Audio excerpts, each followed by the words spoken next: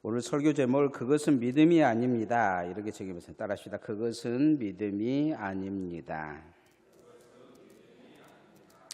제가 휴가 갔던 이제 어느 시장에 갔습니다. 시장에 갔는데 그 시장에 보니까 명품이 정말로 가득하더라고요. 백화점에서 봤던 명품이 거기서도 있었습니다. 메이커들을 보니까 뭐 몇백만 원에서 몇천만 원 되는 그 가방들도 있는 걸 봤어요. 그런데 제 눈에는 뭐 백화점에서 본 거나 거기서 본 거나 비슷비슷하더라고요. 제 눈이 뭐 진짜인지 가짜인지 뭐 알아볼 눈이 아니기 때문에. 그런데 한 가지 제가 이제 뚜렷이 알 수 있었던 건 뭐냐면, 백화점에 가보면 딱 그 매장에 그 상품만 있잖아요. 그런데 그 매장에 제가 갔던 매장에는 모든 메이커의 상품이 다 있는 거예요. 작은 것부터 큰 것까지 시작해서. 가격은 제가 물어보지는 않았어요. 가격의 옆에가 조금 써졌긴 했던데, 그런데 확실하게 한 가지 알 수 있는 것은 가짜라는 거죠. 가짜. 왜냐하면 정말 명품이면 그렇게 명품관을 만들어서 했겠죠. 그런데 제가 진짜냐고 가짜냐고도 물어보지도 않았어요. 왜냐하면 물어보나 마나 너나 나나 알고 있는 가짜이기 때문이죠. 이렇게 가짜가 확실히 드러나는 상황이면 괜찮습니다. 그런데 대부분의 사람들은 가짜가 확실한 것인지 아닌지도 잘 모를 때가 많아요. 기독교가 요즘 점점 그렇게 변질되어 가고 있습니다. 진짜일까 가짜일까? 어느 동창회에서 진짜 그 다이아를 가지고 여기 끼고 와서 자랑을 하는 어떤 그 여자가 있었어요. 그런데 그거하고 똑같은 모조품을 누가 끼고 온 거예요. 사람들이 뭐라고 이야기를 했냐면 저건 가짜다. 왜냐하면 똑같은 것이 있는데 거기서 서로 바라보는 거 진짜인지 가짜인지 서로 모르는 거죠. 하나는 큐비고 하나는 다이아인데 티가 안 나는 거예요. 요즘 보면 기독교가 점점 그렇게 변해져 가고 있어요. 뭔가 진짜인지 가짜인지 잘 모르는 거죠. 우리는 이단들에 대해서 많이 가짜라고 이야기하는데 세상은 구분을 하지는 못해요.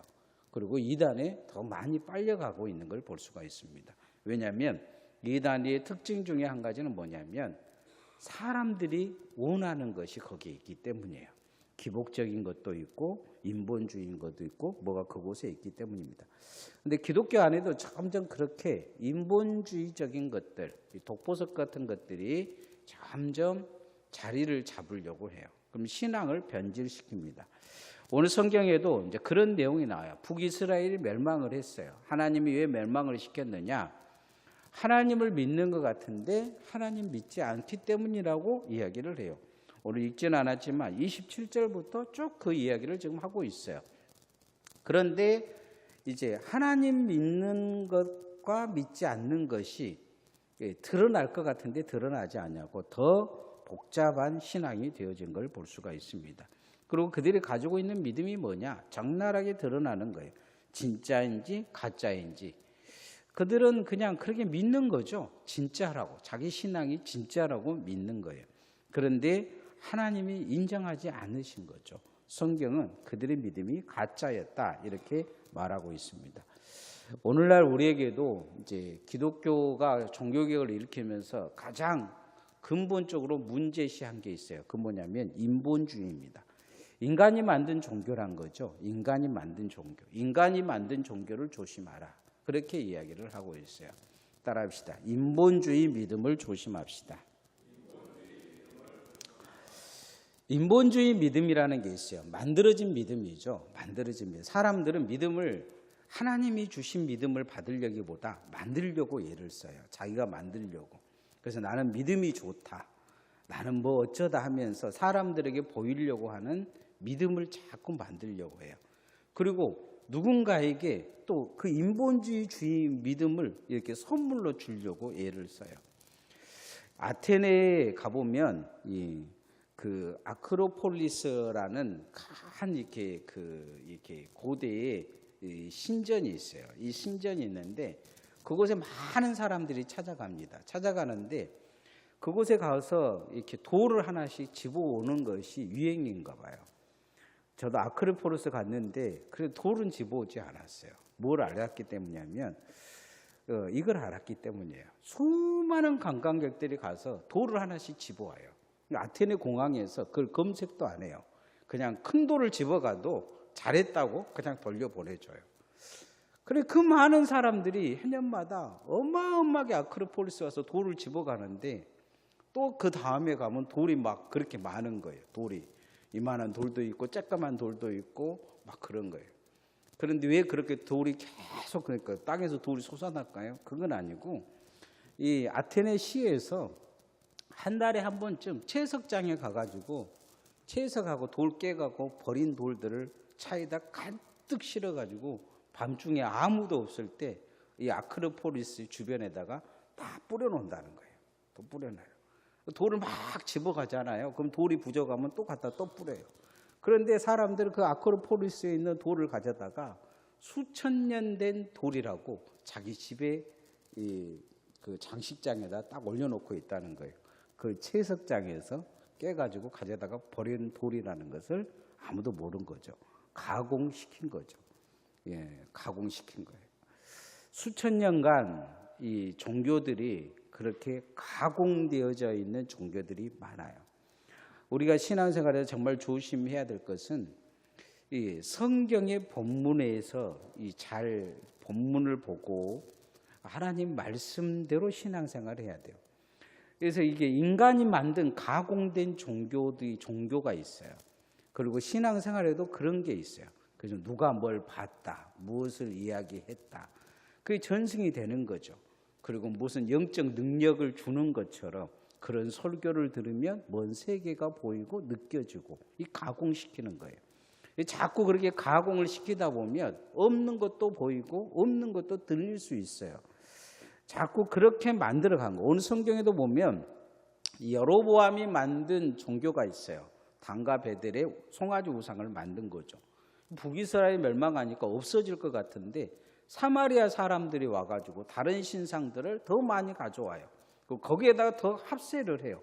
그리고는 점점 더 가공시켜 가는 거예요. 나라가 망했는데 종교는 변하지 않는 거죠. 더 확실하게 가공되어진 거예요.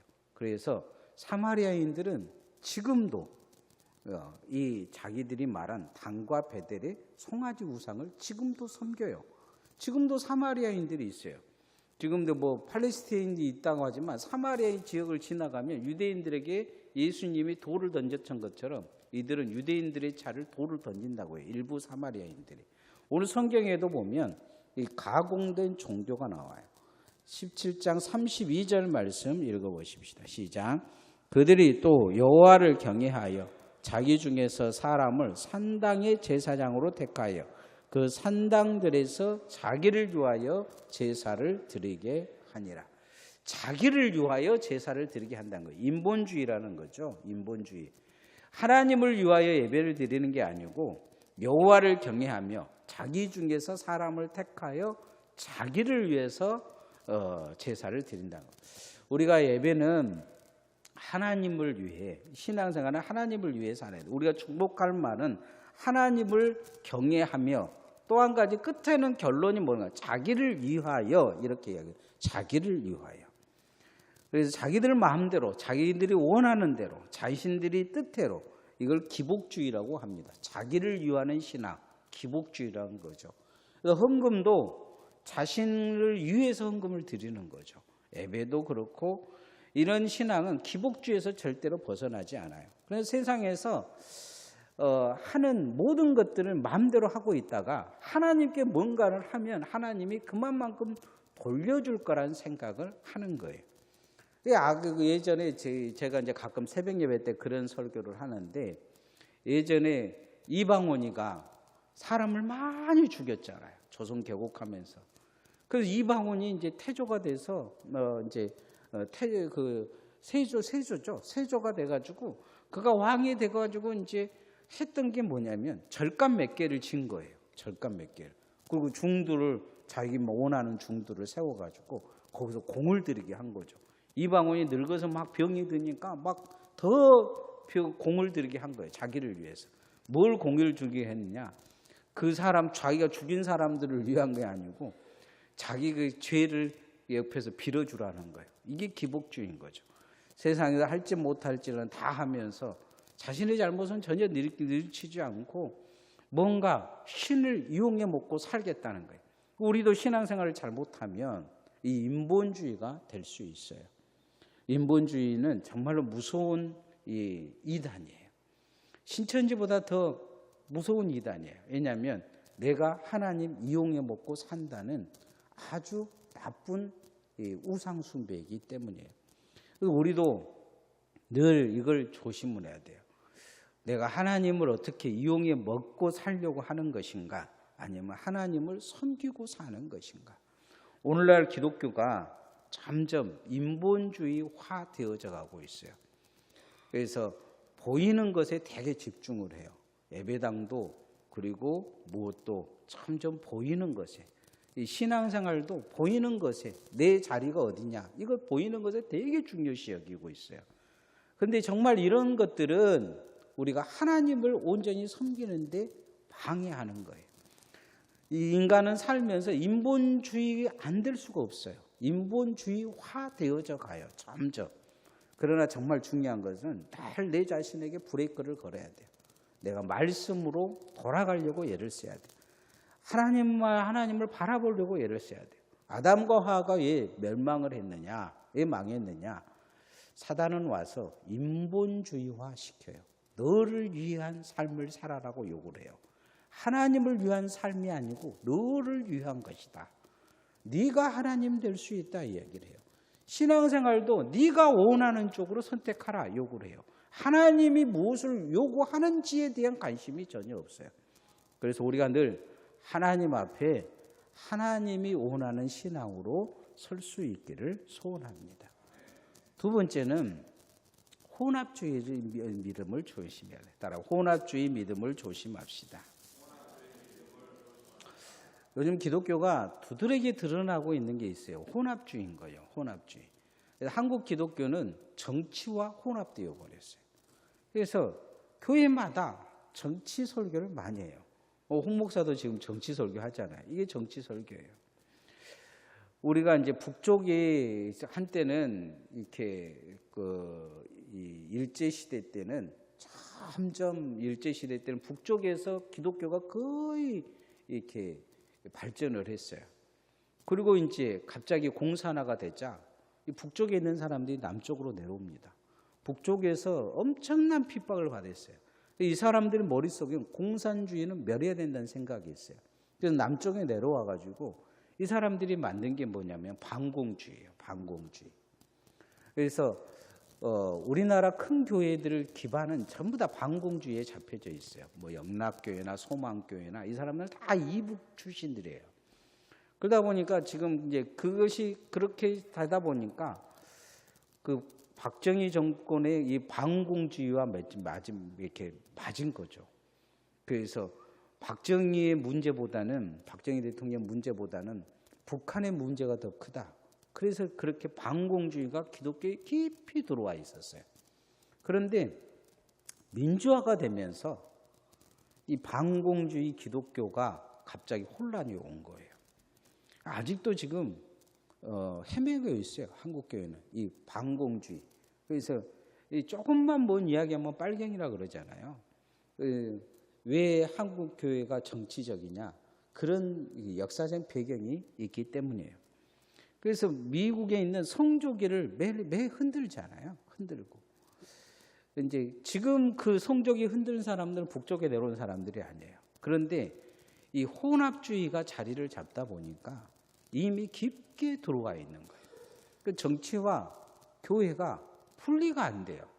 우리는 별 상관이 없잖아요. 그러나 저 위쪽으로만 올라가면 전혀 상황이 좀 달라요. 믿음을 순수하게 유지하지 못한 거죠. 혼합주의는 오래전에 모든 걸 답습한 거예요. 그래서 한국에도 보면 혼합주의가 들어와 있는 게 있어요. 교회 안에도 보면 무슨 이렇게 성미 있잖아요. 성미도 이제 목사님들이 거기서 이렇게 한다는 거 해가지고 점점 이렇게 이제 목사님들이 예전에는 밥을 못 먹으니까 쌀을 한 대박스 해서 우리가 밥을 먹이자 해서 만든 건데 원래 그런 건데 점점 이제 교회가 그 어르신들이 옛날 지금은 이제 우리 교회 그런 분들은 없잖아요. 그래가지고 목사님은 성미를 먹어야 된다 해가지고 아직도 큰 교회에서 한 박씩 이렇게 줘가지고 목사님 그걸 먹어야 된다 그래요. 그리고 목사님이 쌀 사 먹으면 그 목사님 문제가 있어요. 그래가지고 목사님이 쌀을 사 먹어가지고 쫓겨난 교회가 있어요. 웃기잖아요. 그게 왜 그렇게 꼭 해야 되냐는 거죠. 이게 절간에 우리가 이제 예전에 시주를 하면 절간에 있는 밥사 사람들은 중들은 그렇게 밥을 먹었거든요. 그런 것처럼 점점 보이지 않게 혼합주의로 이렇게 빠져 있어요. 예전에 보면 이제 예배당에도 이 강대상에 함부로 못 올라오게 했어요. 여자는. 지금도 합동 측은 여자들은 안수를 주지를 않아요. 이런 것은 성경적인 것보다는 유교적인 것이 훨씬 더 강해요. 유교적인 것이. 유교적인 사상이 있죠. 그래서 여러분이 이제 저기 어디냐 금산에 가보면 옛날 교회가 있는데 오른쪽 왼쪽 여자와 남자는 함께 예배드리지 못하래서 이렇게 나눠서 예배는 기역자 예배당도 있는 걸 볼 수가 있어요.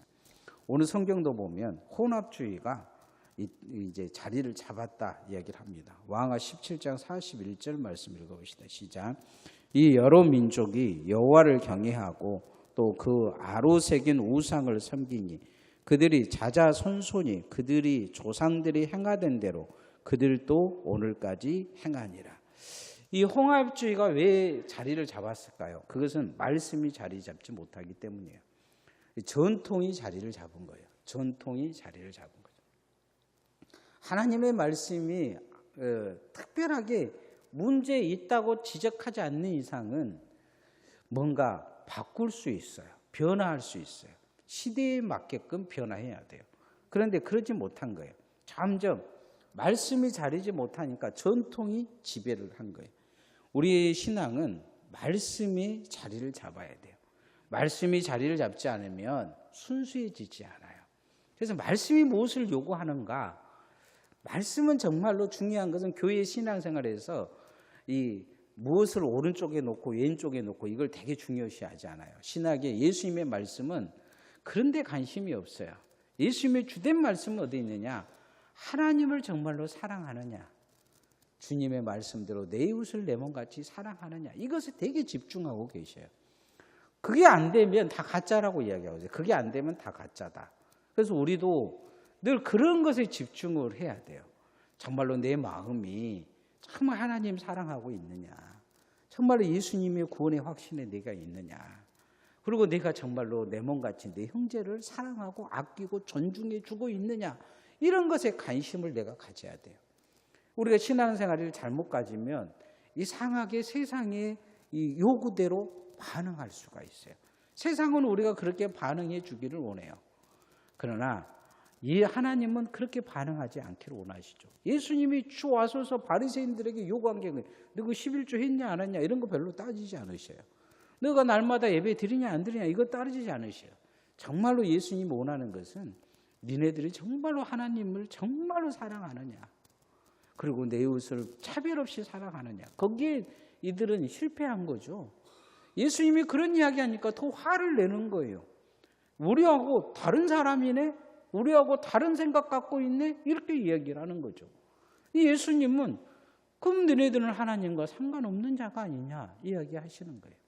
우리도 점점 세상화 되어지면 안 돼요. 말씀 앞에 순수해서 주님이 원하는 그 말씀이 내게 이루어질 수 있기를 소원합니다. 세 번째는 세속주의를 조심해야 돼요. 따라 세속주의를 조심합시다.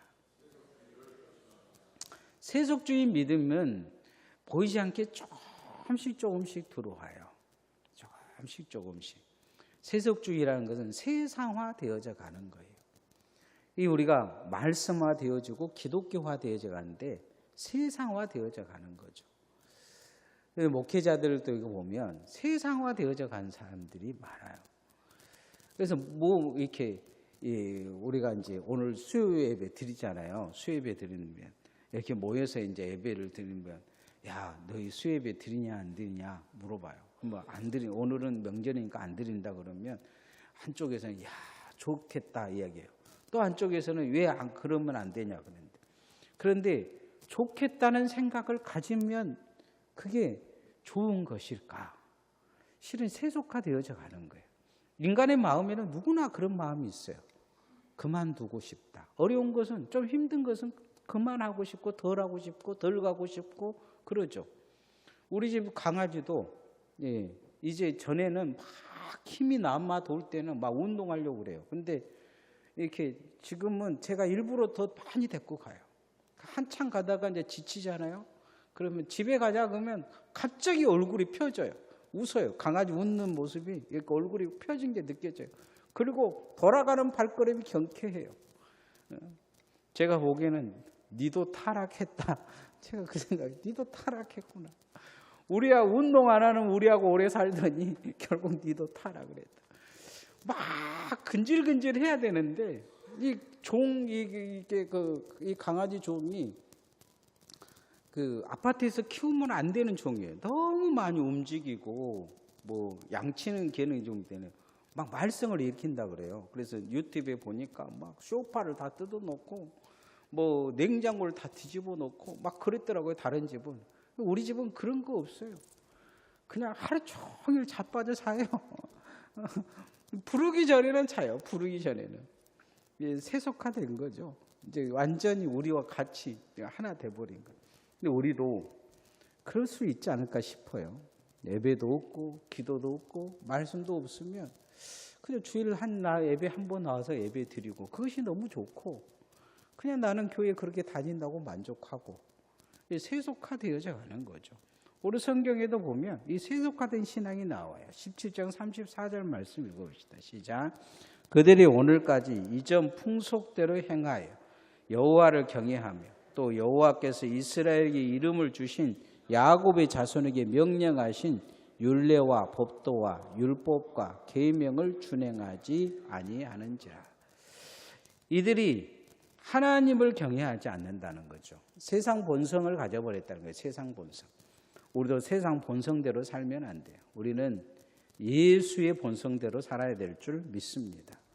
우리는 신앙의 본성을 회복해야 돼요. 신앙의 본질을 가진 사람들이 돼야 돼요. 주일날 나와서 예배 드리고 기도하고 말씀 듣고 이것이 정말로 우리의 삶의 기본이라는 생각을 늘 가져야 돼요. 예배 때마다 주님 앞에 가까이 나오는 것이 정말로 은혜로라는 것을 기억을 해야 돼요. 절간에 다닌 사람들이 있잖아요. 절간에 다닌 사람들. 절간에 다닌 사람들 중에 대단한 사람들을 제가 본 적이 있어요. 우리 어머니랑 이렇게 그 어머니가 강진 의료원에 한 2주 계셨거든요. 2주 계셨는데 같이 입원한 그 병실 안에 절에 다니신 분이 있더라고요. 제가 이렇게 처음에 가가지고 딱 보니까 화엄경을 입고 있더라고요. 본인은 없는데 보니까 이제 어디 그 물리치료 받았다 그러는데 이렇게 보니까 화엄경이 보이더라고요. 제가 어려서 화엄경을 본 적이 있거든요. 화엄경을. 근데 나중에 이제 어머니한테 들었더니 저녁 내 화엄경을 틀어놓고 또 읽는다는 거예요. 야, 절간에 다닌 사람도 저런데. 그 생각이 들더라고요. 스님도 아니에요. 이 화엄경이라는 것은 그런 거죠. 이제 세상에 물들지 않기 위해서 자기 자신을 이렇게 돌을 닦는 경계선을 만드는 그런 것 중에 하나의 불경이에요. 세상 사람도 세상에 묻히지 않게 발광을 하는데 기독교인들은 그러지 않는 것 같아요. 기독교인들은 뭔가 이렇게 뭘 줘도 잘 안 먹더라고요. 뭘 줘도 잘 안 먹고. 우리도 정말로 주님 안에 믿음을 잘 지켜가기 위해서 내 자신을 깨워 하나님의 말씀을 붙들고 기도하고 주님 바라볼 수 있기를 원합니다. 참된 경건을 우리가 가지고 있어야 돼요. 우리가 참된 경건을 갖지 못하면 결국 무너지게 될 것입니다. 하나님 앞에 이건 믿음이 아니다. 주님이 이렇게 말씀해 버리시면 내 믿음 헛거잖아요. 그래서 늘 우리가 인본주의적인 생각을 가지고 있지는 않는지, 과연 나는 성경적인지, 예수님이 그래 내 믿음 좋다 이렇게 말하는 믿음이 내가 가지고 있는지, 아니면 또 이것저것 혼합주의적인 기복주의, 나를 위해서 신앙생활 하는 것은 아닌지, 우리가 점점 하나 둘씩 빼먹어 가면서 신앙이 좀 더 이렇게 단단해지고 주님 안으로 이렇게 붙어 가야 되는데 주님과 점점 멀어져 가는, 세속화되고 있지는 않는지 우리 자신을 뒤돌아보면서 믿음다운 믿음을 가질 수 있기를 소원합니다. 자, 기도하십시다.